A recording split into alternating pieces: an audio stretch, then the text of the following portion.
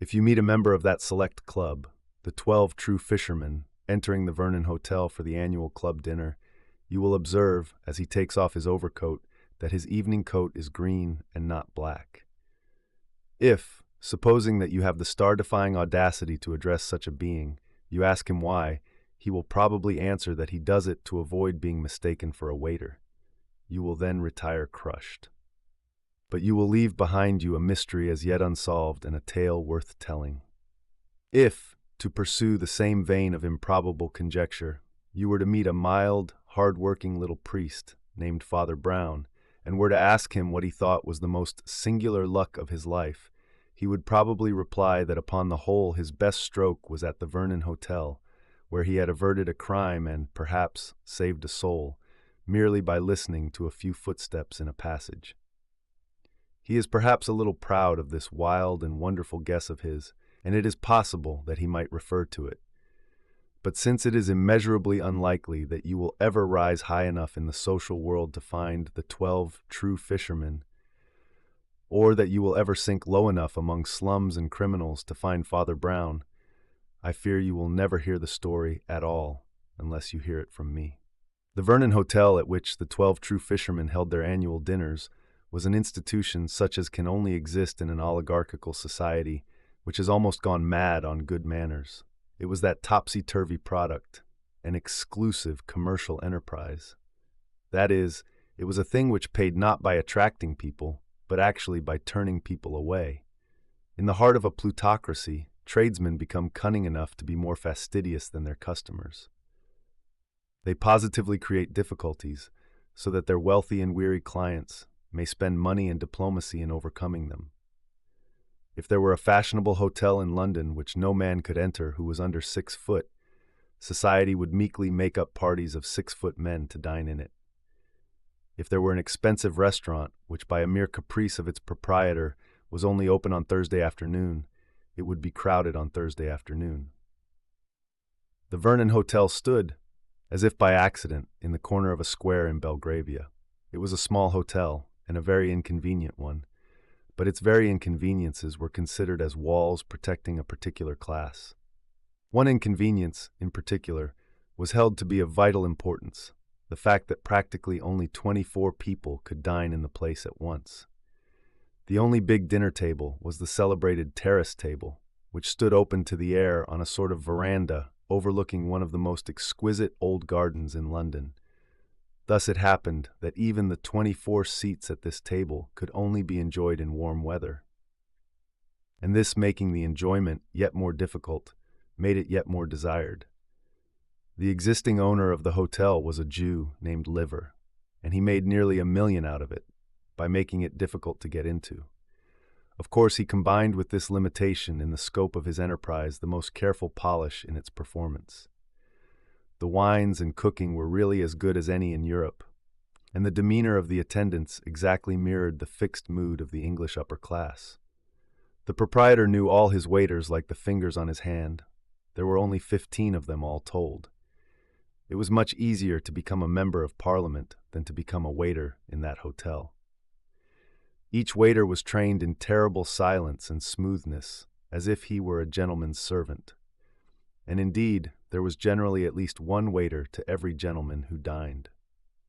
The club of the 12 True Fishermen would not have consented to dine anywhere but in such a place, for it insisted on a luxurious privacy, and would have been quite upset by the mere thought that any other club was even dining in the same building.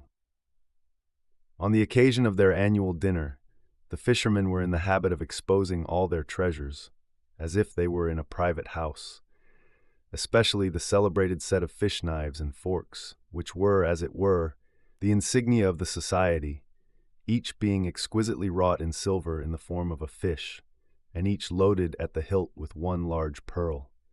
These were always laid out for the fish course, and the fish course was always the most magnificent in that magnificent repast. The society had a vast number of ceremonies and observances, but it had no history and no object. That was where it was so very aristocratic. You did not have to be anything in order to be one of the 12 fishers.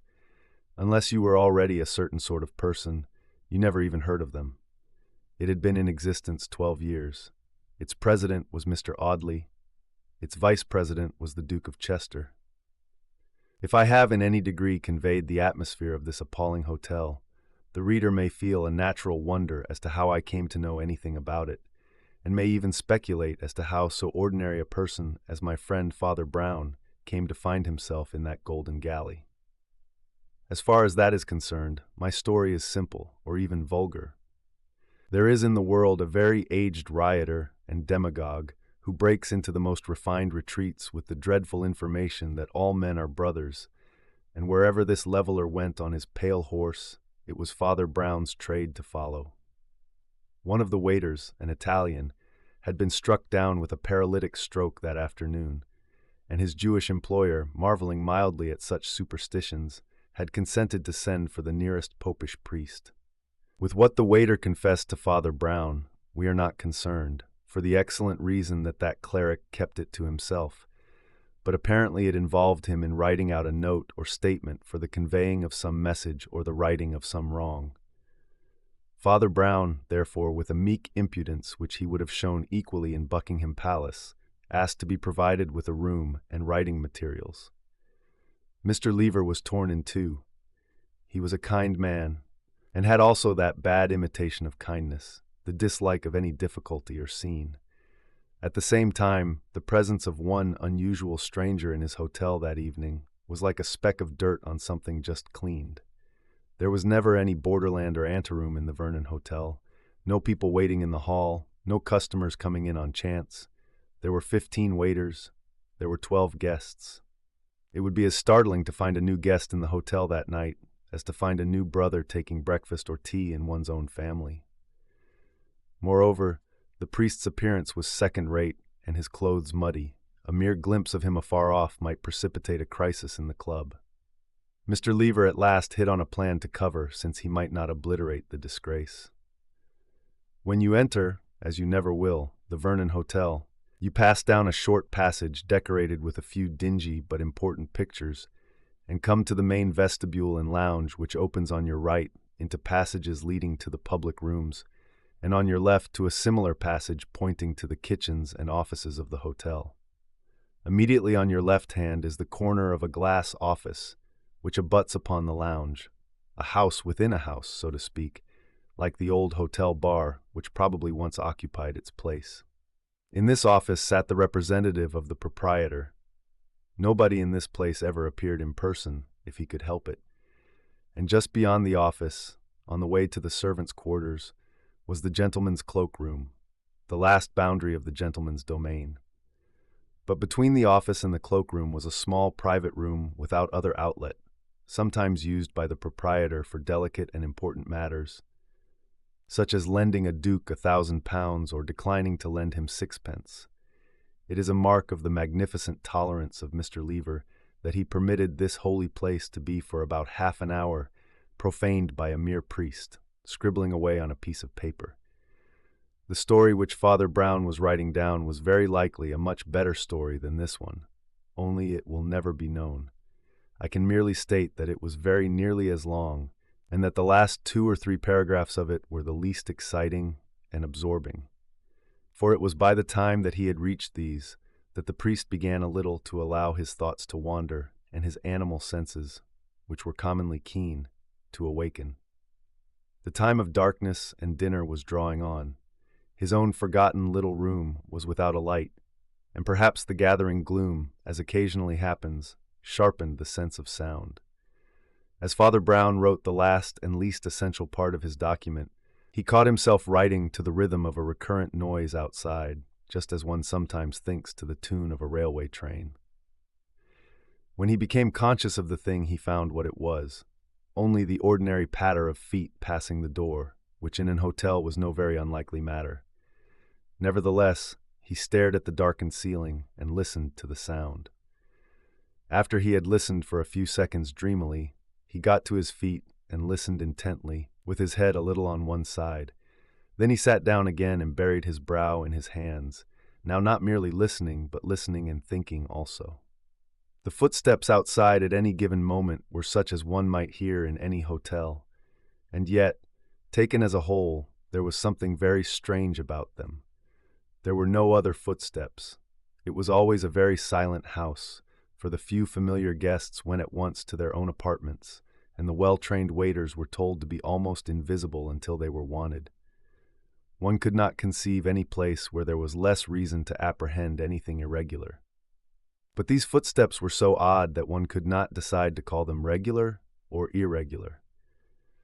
Father Brown followed them with his finger on the edge of the table, like a man trying to learn a tune on the piano. First, there came a long rush of rapid little steps, such as a light man might make in winning a walking race. At a certain point they stopped and changed to a sort of slow swinging stamp, numbering not a quarter of the steps, but occupying about the same time. The moment the last echoing stamp had died away would come again the run or ripple of light, hurrying feet, and then again the thud of the heavier walking. It was certainly the same pair of boots, partly because, as has been said, there were no other boots about, and partly because they had a small but unmistakable creak in them. Father Brown had the kind of head that cannot help asking questions, and on this apparently trivial question his head almost split. He had seen men run in order to jump. He had seen men run in order to slide. But why on earth should a man run in order to walk? Or again, why should he walk in order to run? Yet no other description would cover the antics of this invisible pair of legs. The man was either walking very fast down one half of the corridor in order to walk very slow down the other half, or he was walking very slow at one end to have the rapture of walking fast at the other. Neither suggestion seemed to make much sense. His brain was growing darker and darker, like his room. Yet, as he began to think steadily, the very blackness of his cell seemed to make his thoughts more vivid. He began to see as in a kind of vision the fantastic feet capering along the corridor in unnatural or symbolic attitudes. Was it a heathen religious dance, or some entirely new kind of scientific exercise? Father Brown began to ask himself with more exactness what the steps suggested. Taking the slow step first, it certainly was not the step of the proprietor. Men of his type walk with a rapid waddle, or they sit still. It could not be any servant or messenger waiting for directions. It did not sound like it. The poorer orders, in an oligarchy, sometimes lurch about when they are slightly drunk, but generally, and especially in such gorgeous scenes, they stand or sit in constrained attitudes. No, that heavy yet springy step, with a kind of careless emphasis, not specially noisy, yet not caring what noise it made, belonged to only one of the animals of this earth. It was a gentleman of Western Europe, and probably one who had never worked for his living. Just as he came to this solid certainty, the step changed to the quicker one, and ran past the door as feverishly as a rat. The listener remarked that though this step was much swifter, it was also much more noiseless, almost as if the man were walking on tiptoe. Yet it was not associated in his mind with secrecy, but with something else, something that he could not remember. He was maddened by one of those half-memories that make a man feel half-witted. Surely he had heard that strange, swift walking somewhere. Suddenly he sprang to his feet with a new idea in his head and walked to the door. His room had no direct outlet on the passage, but led on one side into the glass office and on the other into the cloak-room beyond. He tried the door into the office and found it locked. Then he looked at the window, now a square pane full of purple cloud cleft by livid sunset, and for an instant he smelt evil as a dog smells rats. The rational part of him, whether the wiser or not, regained its supremacy. He remembered that the proprietor had told him that he should lock the door, and would come later to release him. He told himself that 20 things he had not thought of might explain the eccentric sounds outside. He reminded himself that there was just enough light left to finish his own proper work. Bringing his paper to the window so as to catch the last stormy evening light, he resolutely plunged once more into the almost completed record. He had written for about 20 minutes, bending closer and closer to his paper in the lessening light. Then suddenly he sat upright. He had heard the strange feet once more. This time they had a third oddity. Previously the unknown man had walked, with levity indeed and lightning quickness, but he had walked. This time he ran. One could hear the swift, soft, bounding steps coming along the corridor, like the pads of a fleeing and leaping panther. Whoever was coming was a very strong, active man in still yet tearing excitement. Yet, when the sound had swept up to the office like a sort of whispering whirlwind, it suddenly changed again to the old slow, swaggering stamp. Father Brown flung down his paper, and knowing the office door to be locked, went at once into the cloakroom on the other side. The attendant of this place was temporarily absent, probably because the only guests were at dinner, and his office was a sinecure. After groping through a gray forest of overcoats, he found that the dim cloakroom opened on the lighted corridor in the form of a sort of counter or half-door, like most of the counters across which we have all handed umbrellas and received tickets. There was a light immediately above the semicircular arch of this opening. It threw little illumination on Father Brown himself, who seemed a mere dark outline against the dim sunset window behind him. But it threw an almost theatrical light on the man who stood outside the cloakroom in the corridor. He was an elegant man in very plain evening dress, tall, but with an air of not taking up much room. One felt that he could have slid along like a shadow where many smaller men would have been obvious and obstructive.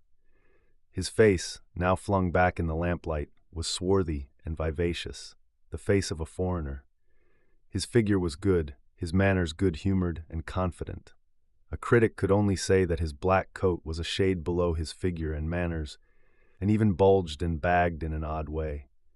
The moment he caught sight of Brown's black silhouette against the sunset, he tossed down a scrap of paper with a number and called out with amiable authority, "I want my hat and coat, please.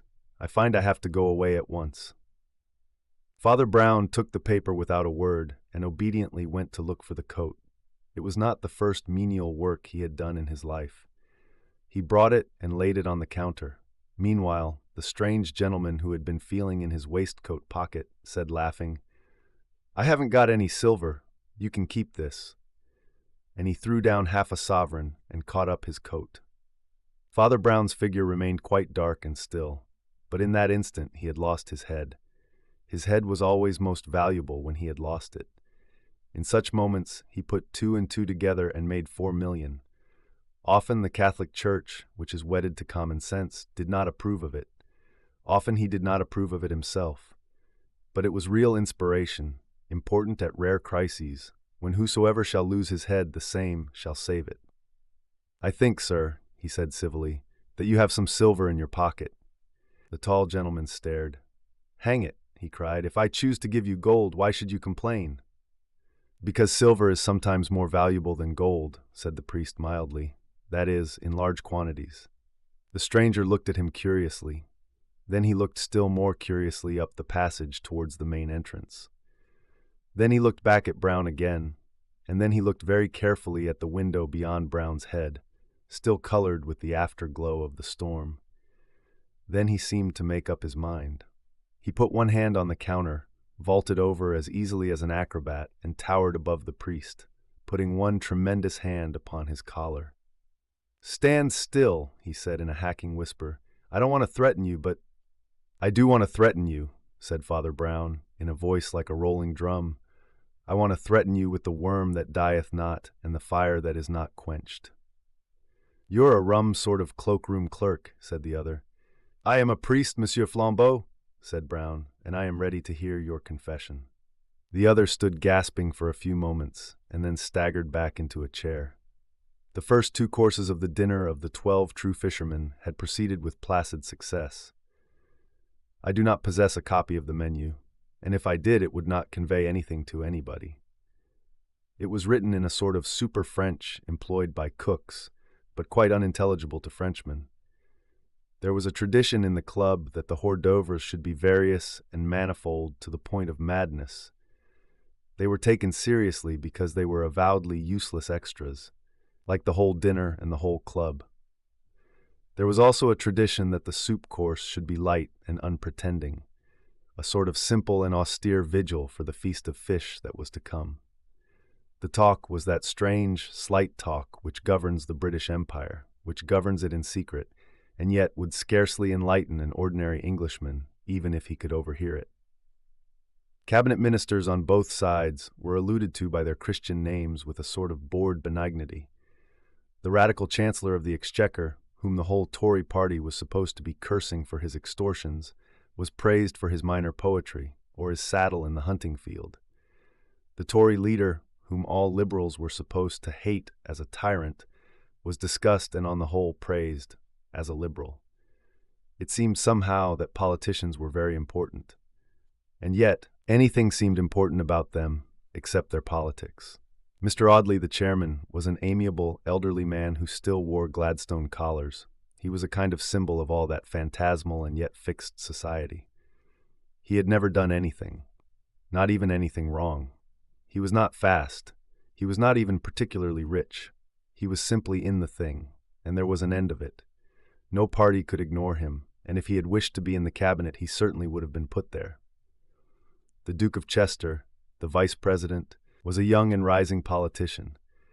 That is to say, he was a pleasant youth, with flat, fair hair and a freckled face, with moderate intelligence and enormous estates. In public, his appearances were always successful, and his principle was simple enough. When he thought of a joke, he made it, and was called brilliant. When he could not think of a joke, he said that this was no time for trifling, and was called able. In private, in a club of his own class, he was simply quite pleasantly frank and silly, like a schoolboy. Mr. Audley, never having been in politics, treated them a little more seriously. Sometimes he even embarrassed the company by phrases suggesting that there was some difference between a Liberal and a Conservative. He himself was a Conservative, even in private life. He had a roll of gray hair over the back of his collar, like certain old-fashioned statesmen, and seen from behind he looked like the man the Empire wants. Seen from the front, he looked like a mild, self-indulgent bachelor, with rooms in the Albany, which he was. As has been remarked, there were 24 seats at the terrace table, and only 12 members of the club. Thus they could occupy the terrace in the most luxurious style of all, being ranged along the inner side of the table, with no one opposite, commanding an uninterrupted view of the garden, the colors of which were still vivid, though evening was closing in somewhat luridly for the time of year. The chairman sat in the center of the line, and the vice president at the right-hand end of it. When the 12 guests first trooped into their seats, it was the custom, for some unknown reason, for all the 15 waiters to stand lining the wall like troops presenting arms to the king, while the fat proprietor stood and bowed to the club with radiant surprise, as if he had never heard of them before. But before the first chink of knife and fork, this army of retainers had vanished, only the 1 or 2 required to collect and distribute the plates, darting about in deathly silence. Mr. Lever, the proprietor, of course, had disappeared in convulsions of courtesy long before. It would be exaggerative, indeed irreverent, to say that he ever positively appeared again. But when the important course, the fish course, was being brought on, there was, how shall I put it, a vivid shadow, a projection of his personality, which told that he was hovering near. The sacred fish course consisted, to the eyes of the vulgar, in a sort of monstrous pudding, about the size and shape of a wedding cake, in which some considerable number of interesting fishes had finally lost the shapes which God had given to them. The 12 true fishermen took up their celebrated fish knives and fish forks and approached it as gravely as if every inch of the pudding cost as much as the silver fork it was eaten with. So it did, for all I know. This course was dealt with in eager and devouring silence, and it was only when his plate was nearly empty that the young duke made the ritual remark, "They can't do this anywhere but here."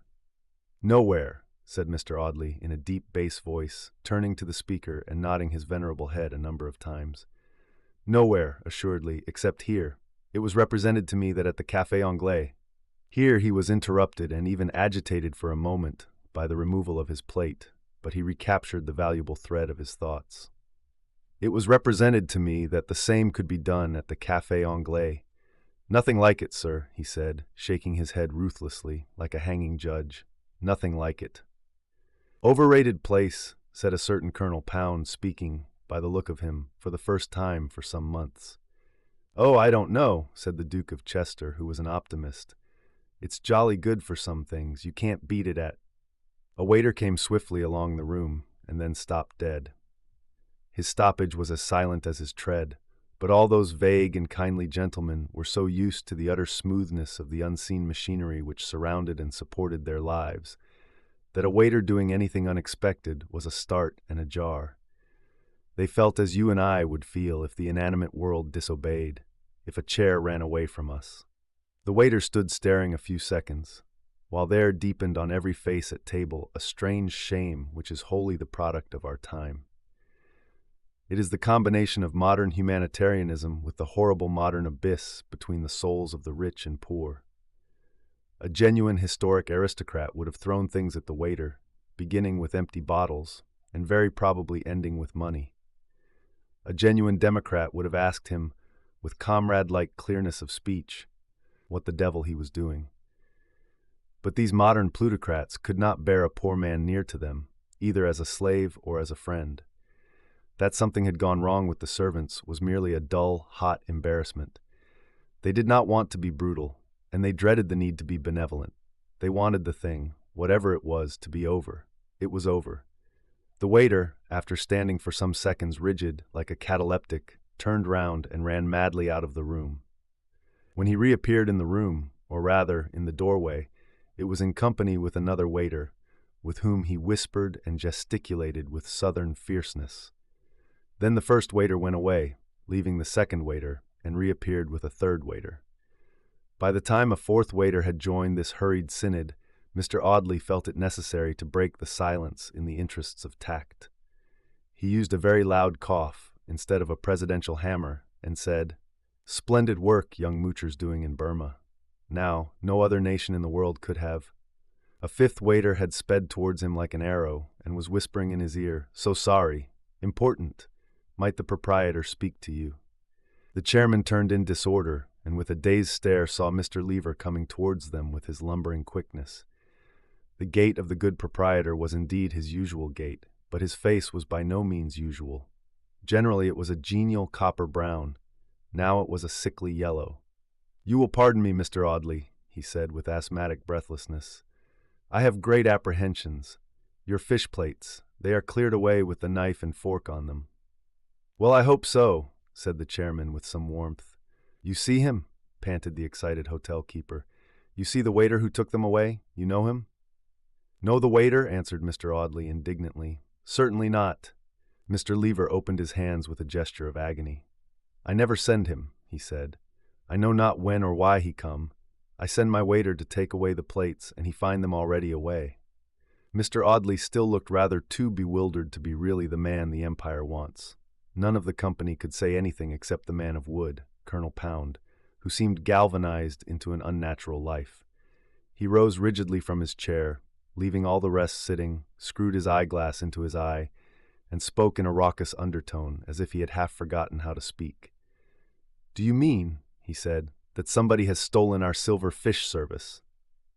The proprietor repeated the open-handed gesture with even greater helplessness, and in a flash all the men at the table were on their feet. "Are all your waiters here?" demanded the colonel in his low, harsh accent.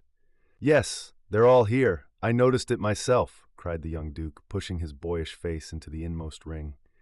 "Always count 'em as I come in. They look so queer standing up against the wall." "But surely one cannot exactly remember," began Mr. Audley with heavy hesitation. "I remember exactly, I tell you," cried the duke excitedly. "There never have been more than 15 waiters at this place, and there were no more than 15 tonight, I'll swear. No more and no less." The proprietor turned upon him, quaking in a kind of palsy of surprise. You say," he stammered, "that you see all my 15 waiters?" "As usual," assented the duke. "What is the matter with that?" "Nothing," said Lever with a deepening accent. "Only you did not, for one of them is dead upstairs." There was a shocking stillness for an instant in that room.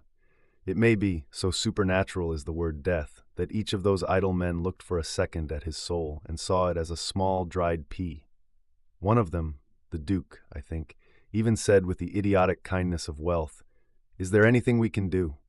"He has had a priest," said the Jew, not untouched. Then, as to the clang of doom, they awoke to their own position. For a few weird seconds they had really felt as if the 15th waiter might be the ghost of the dead man upstairs. They had been dumb under that oppression, for ghosts were to them an embarrassment, like beggars. But the remembrance of the silver broke the spell of the miraculous, broke it abruptly and with a brutal reaction.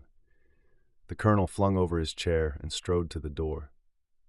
"If there was a 15th man here, friends," he said, "that 15th fellow was a thief. Down at once to the front and back doors and secure everything. Then we'll talk. The 24 pearls of the club are worth recovering." Mr. Audley seemed at first to hesitate about whether it was gentlemanly to be in such a hurry about anything, but seeing the Duke dash down the stairs with youthful energy, he followed with a more mature motion. At the same instant, a 6th waiter ran into the room and declared that he had found the pile of fish plates on a sideboard with no trace of the silver. The crowd of diners and attendants that tumbled helter-skelter down the passages divided into 2 groups. Most of the fishermen followed the proprietor to the front room to demand news of any exit.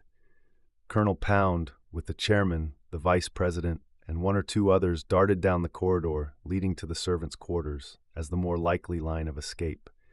As they did so, they passed the dim alcove or cavern of the cloakroom and saw a short, black-coated figure, presumably an attendant, standing a little way back in the shadow of it.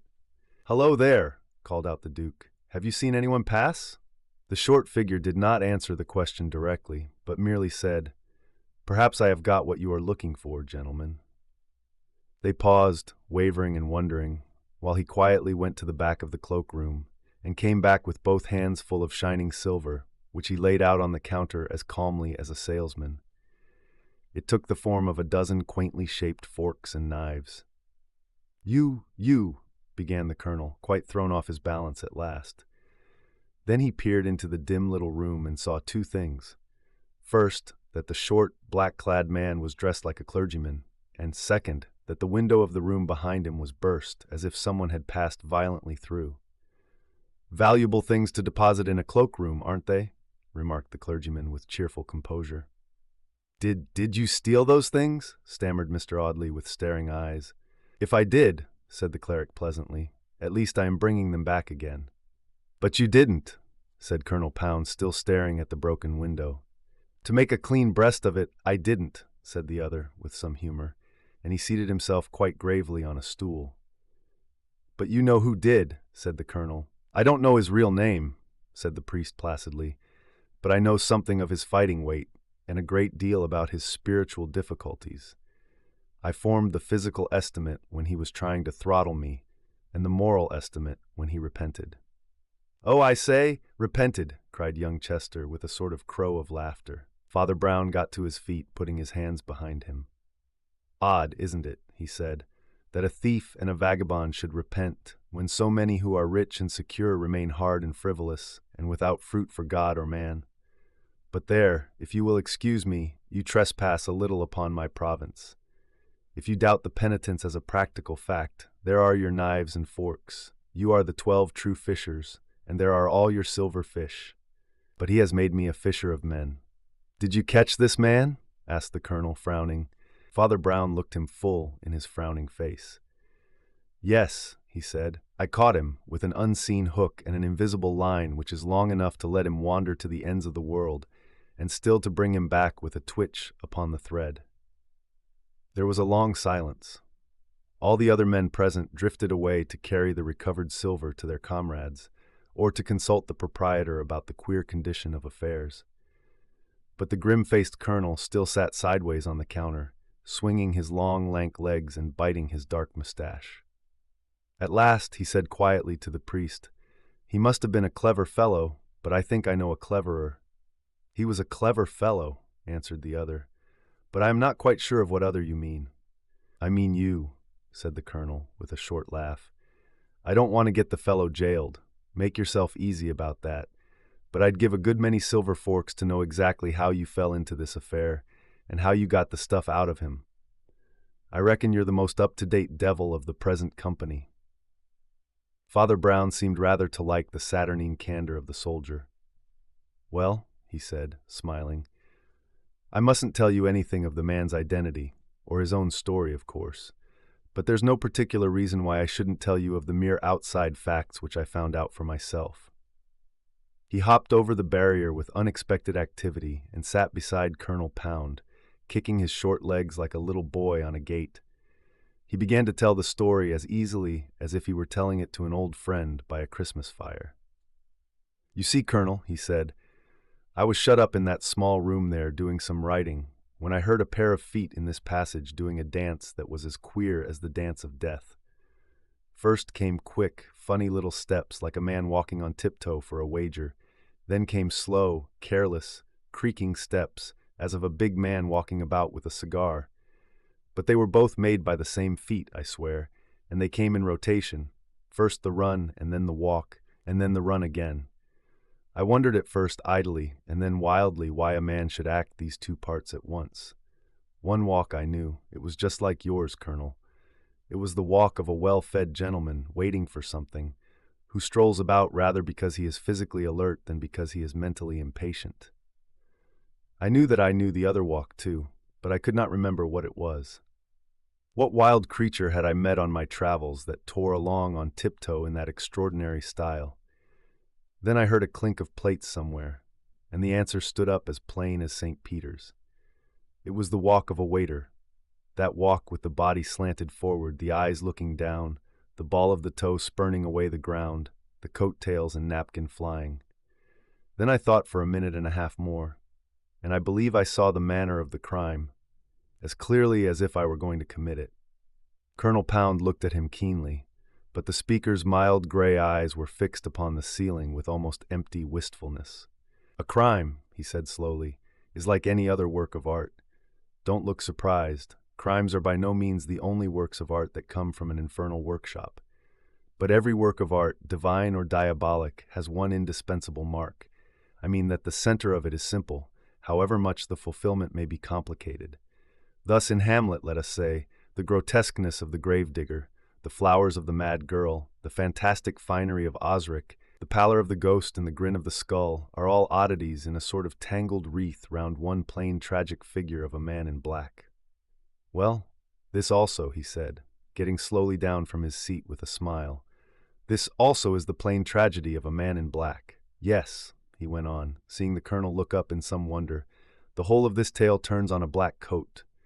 In this, as in Hamlet, there are the rococo excrescences, yourselves, let us say. There is the dead waiter, who was there when he could not be there. There is the invisible hand that swept your table clear of silver and melted into air. But every clever crime is founded ultimately on some one quite simple fact, some fact that is not itself mysterious. The mystification comes in covering it up, in leading men's thoughts away from it. This large and subtle, and in the ordinary course most profitable crime, was built on the plain fact that a gentleman's evening dress is the same as a waiter's. All the rest was acting, and thundering good acting too. "Still," said the colonel, getting up and frowning at his boots, "I am not sure that I understand."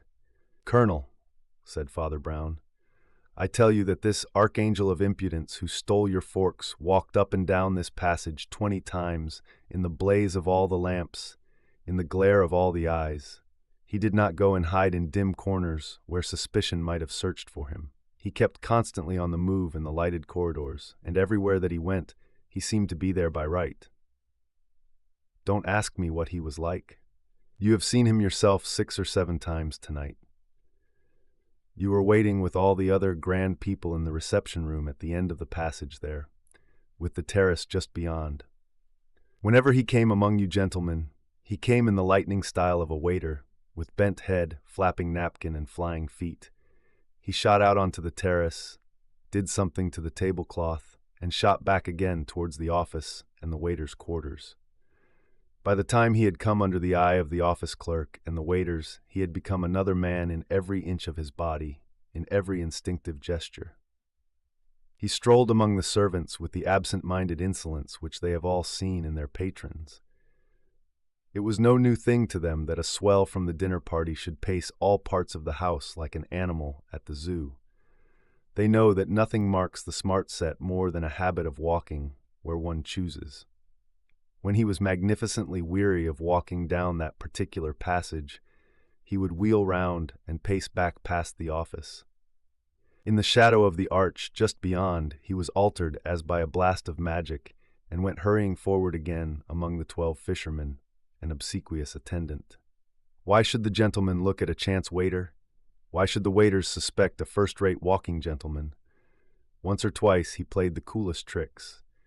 In the proprietor's private quarters, he called out breezily for a siphon of soda water, saying he was thirsty. He said genially that he would carry it himself, and he did.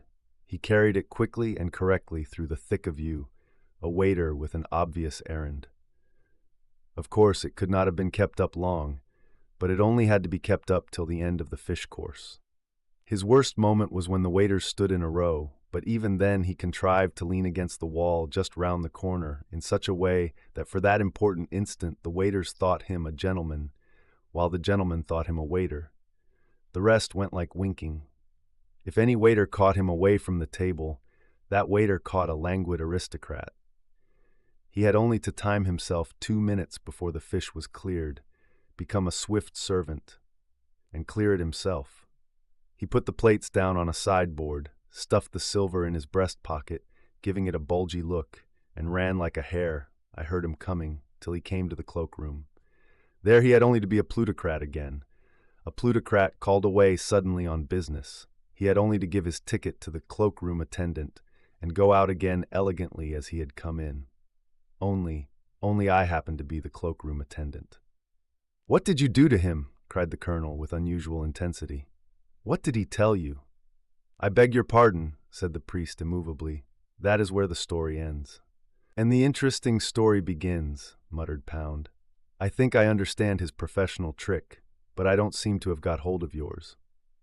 "I must be going," said Father Brown. They walked together along the passage to the entrance hall, where they saw the fresh, freckled face of the Duke of Chester, who was bounding buoyantly along towards them. "Come along, Pound," he cried breathlessly. "I've been looking for you everywhere. The dinner's going again in spanking style, and old Audley has got to make a speech in honor of the forks being saved. We want to start some new ceremony, don't you know, to commemorate the occasion. I say, you really got the goods back. What do you suggest?"